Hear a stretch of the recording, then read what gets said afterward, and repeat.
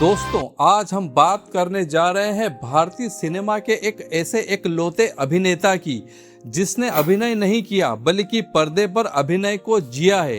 एक ऐसा शख्स जो जब स्क्रीन पर आकर चिल्लाता है, एक मच्छरसाला आदमी को हिजड़ा बना देता है तो पूरे थिएटर में सन्नाटा छा जाता है। हम बात कर रहे हैं पद्मश्री और 3 बार national award winner Nana Patekar साहब की। लेकिन क्या आप जानते हैं कि पर्दे पर अपनी कड़क आवाज और गुस्से के लिए मशहूर इस अभिनेता की असल जिंदगी दुखों और संघर्षों का एक ऐसा पहाड़ थी जिसने उन्हें अंदर से तोड़कर रख दिया था। एक वक्त ऐसा भी आया जब नाना पाटेकर पेट भरने के लिए सड़कों पर जेब्रा क्रॉसिंग पेंट करते थे। आज हम उनके जीवन के उन अनसुने पन्नों को खोलेंगे जिसमें उनके पहले बेटे की मौत का दर्द भी है और उनकी जिंदगी की सबसे बड़ी कंट्रोवर्सी भी। नाना पाटेकर का जन्म 1 जनवरी 1951 को महाराष्ट्र के रायगढ़ जिले के मुरुड जंजीरा में एक बेहद साधारण परिवार में हुआ था। उनका असली नाम था विश्वनाथ पाटेकर। उनके पिता दिनकर पाटेकर एक छोटे कपड़ा व्यवसायी थे और मां संजना पाटेकर एक घरेलू महिला थी। नाना पाटेकर के कुल 7 भाई बहन थे, लेकिन किस्मत की मार देखिए, गरीबी और बीमारियों के कारण उनके 5 भाई बहनों का बेहद कम उम्र में ही निधन हो गया, जिससे पूरे परिवार को झंझोर कर रख दिया था। जब नाना सिर्फ 13 साल के थे तब उनके पिता के एक बिजनेस पार्टनर ने उन्हें धोखा दे दिया, जिससे उनका परिवार दाने दाने का मोहताज हो गया। हालात इतने बदतर हो गए कि नाना पाटेकर को पढ़ाई के साथ साथ मुंबई की सड़कों पर जेब्रा क्रॉसिंग और फिल्मों के पोस्टर पेंट करने पड़े, जिसके लिए उन्हें महीने के सिर्फ 35 रुपए मिलते थे। वो हर रोज 8 किलोमीटर पैदल चलकर स्कूल जाते थे क्योंकि उनके पास बस के किराए के पैसे भी नहीं होते थे।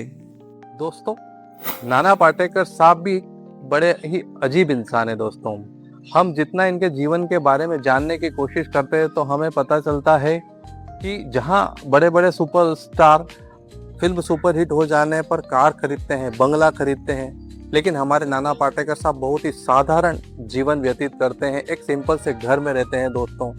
और कई लोग नाना पाटेकर साहब के गुस्से पर उंगलियां उठाते हैं, पर सच में तो ये है कि सभी उनके जीवन के दुखों के बारे में तो नहीं जानते हैं दोस्तों।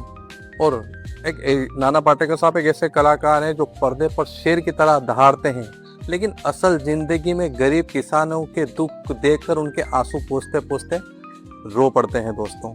तो चलिए वीडियो में आगे बढ़ते हैं और देखते हैं नाना पाटेकर साहब की जिंदगी की आगे की कंट्रोवर्सी जिसने उनकी जिंदगी को बदल कर रख दिया था। नाना पाटेकर की निजी जिंदगी किसी फिल्मी ड्रामे से कम नहीं रही। थिएटर के दिनों में उन्हें नीलकांति पाटेकर से प्यार हुआ और दोनों ने शादी कर ली। नीलकांति एक बैंक में नौकरी करती थी और नाना के संघर्ष के दिनों में उन्हें पूरा साथ देती थी। दोनों का एक बेटा हुआ जिसका नाम उन्होंने दुर्वासा रखा, लेकिन खुशियां ज्यादा दिन नहीं टिकी। दुर्वासा जन्म से ही गंभीर रूप से बीमार था। कटे हुए होठ और अन्य स्वास्थ्य समस्याएं और कुछ ही समय बाद उसने दम तोड़ दिया। इस हादसे ने नाना को जीते जी मार दिया था। वो डिप्रेशन में चले गए थे। इसके बाद उनके घर एक दूसरे बेटे ने जन्म लिया जिसका नाम उन्होंने मल्हार रखा, जो आज एक फिल्म मेकर है। बाद में नाना और नीलकांति के बीच दूरियां बढ़ गई और वे अलग रहने लगे। हालांकि उन्होंने कभी तलाक नहीं लिया। इसी बीच नाना की जिंदगी में मशहूर एक्ट्रेस मनीषा कोइराला और आयशा जुल्का के साथ रिश्तों की अफवाहें उड़ी, जिसने उनकी पर्सनल लाइफ को विवादों में घेर लिया। नाना पाटेकर की अभिनय में दिलचस्पी जे स्कूल ऑफ आर्ट्स में पढ़ाई के दौरान थिएटर से शुरू हुई। साल 1978 में फिल्म गमन से उन्होंने बॉलीवुड में कदम रखा, लेकिन असली पहचान मिली 1986 की फिल्म अंकुश और प्रतिघात से। इन फिल्मों ने नाना के एंग्री यंग मैन की ऐसी परिभाषा लिखी जो अमिताभ बच्चन से बिल्कुल अलग थी। वो स्क्रीन पर जब बोलते थे तो लगता था कि समाज का कोई आदमी अपनी लाचारी और गुस्से को चीख चीख कर बयां कर रहा है। उनकी एक्टिंग का अंदाजा इतना नेचुरल था और इतना रियलिस्टिक था कि लोग थिएटर में उनके सीन आने का इंतजार करते थे। साल 1999 में आई विधु विनोद चोपड़ा की फिल्म परिंदा ने नाना पाटेकर का अंडरवर्ल्ड डॉन का किरदार निभाया। इस फिल्म में उनके खुकार अभिनय के लिए उन्हें सर्वश्रेष्ठ सहायक अभिनेता का पहला नेशनल अवार्ड मिला। लेकिन साल 1994 में आई फिल्म क्रांतिवीर ने तो इतिहास ही रच दिया। इस फिल्म में नाना पाटेकर का आखिरी फांसी वाला भाषण आज भी भारतीय सिनेमा के सबसे महान सीन में गिना जाता है। क्रांतिवीर के लिए नाना को बेस्ट एक्टर का national award, film fair award और स्टार स्क्रीन अवार्ड मिला। इसके बाद अग्निसाक्षी के लिए उन्हें तीसरा नेशनल अवार्ड मिला। वो इंडस्ट्रीज के एक लौते ऐसे एक्टर हैं जिन्हें बेस्ट एक्टर, बेस्ट सपोर्टिंग और बेस्ट विलन तीनों कैटेगरी के फिल्म फेयर अवार्ड मिले हैं। नाना पाटेकर सिर्फ सीरियस या गुस्से वाले रोल तक सीमित नहीं रहे।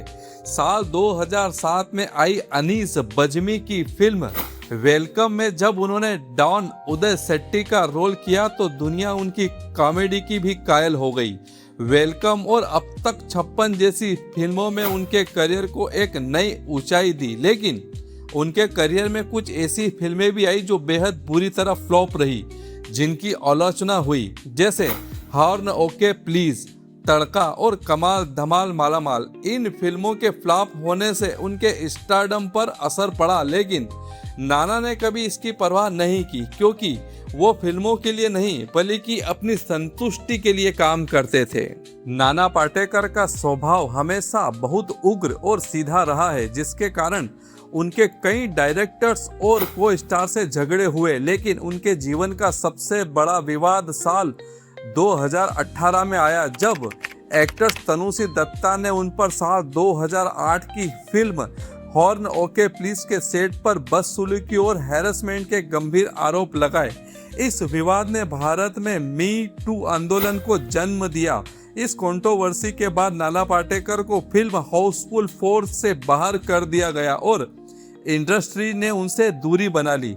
हालांकि बाद में पुलिस जांच में सबूतों के अभाव के कारण नाना पाटेकर को क्लीन चिट मिल गई, लेकिन इस विवाद ने उनके साफ सुथरे करियर पर एक ऐसा दाग लगा दिया जिससे उभरने में उन्हें सालों लग गए। पर्दे पर करोड़ों रुपए कमाने वाले नाना पाटेकर असल जिंदगी में आज भी मुंबई के एक बेहद साधारण 1 BHK फ्लैट में अपनी मां के साथ रहते थे। उनकी मां का निधन 2019 में हुआ। नाना अपनी कमाई का 90% हिस्सा दान कर देते हैं। जब महाराष्ट्र में किसान सूखे के कारण आत्महत्या कर रहे थे, तब नाना पाटेकर ने खुद उनके गांव में गए और उनके परिवारों को आर्थिक मदद की।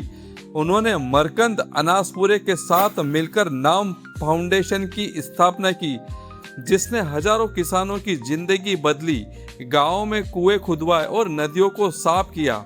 वो एक ऐसे अभिनेता हैं जो आज भी मिट्टी से जुड़े हैं और ठाट बाट की जिंदगी से कोसों दूर हैं। दोस्तों, नाना पाटेकर सिर्फ एक कलाकार नहीं, वो एक विचारधारा हैं।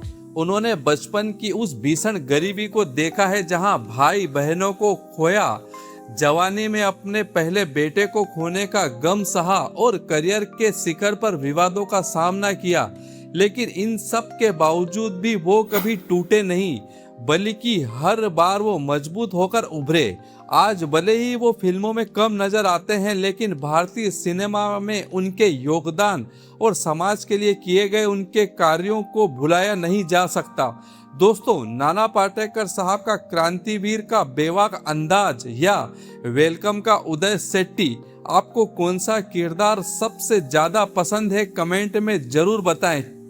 वीडियो दमदार लगा हो तो लाइक करें और चैनल संघर्ष और सितारे को सब्सक्राइब करना ना भूलें। मिलते हैं अगले वीडियो में। धन्यवाद।